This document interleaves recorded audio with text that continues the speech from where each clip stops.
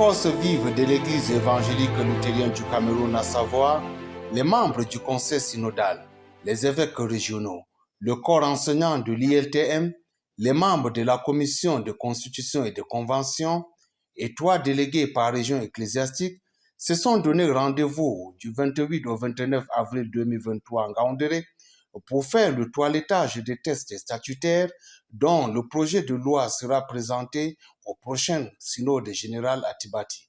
Le conseil synodal a pris encore cette résolution, celle de février, notamment CS février 23 qui dit « Dans l'optique du toilettage des textes statutaires de l'Église évangélique luthérienne du Cameroun, à présenter au synode général de Tibati, le conseil synodal convoque un comité consultatif formé de membres du conseil synodal, membres du CCC, 3 membres désignés par région et tous les évêques régionaux, tous les professeurs de l'Institut luthérien de théologie de Menganga.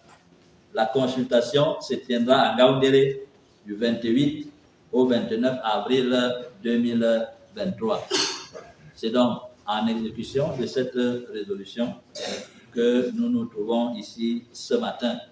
Toujours en prélude aux travaux de révision constitutionnelle, l'évêque national de l'Église évangélique luthérienne du Cameroun, le révérend Dr Jean Baïguélé, a invité les uns et les autres au dépassement de soi pour l'intérêt général de l'Église de Dieu.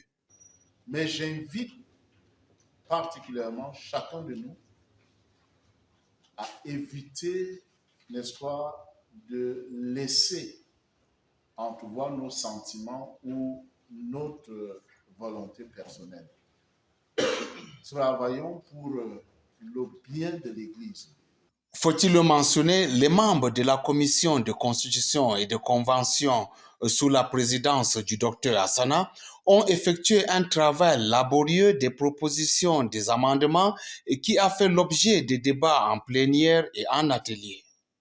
Des propositions, articles nouveaux et un autre tableau pour observation. Nous nous sommes basés, comme disait le président du CCC. La révision de certaines dispositions des textes constitutifs de l'Église évangélique luthérienne du Cameroun, il faut le dire, vient à point nommé pour la rendre plus efficace dans l'accomplissement de sa mission et surtout lui permettre de s'adapter davantage dans un monde en perpétuelle mutation.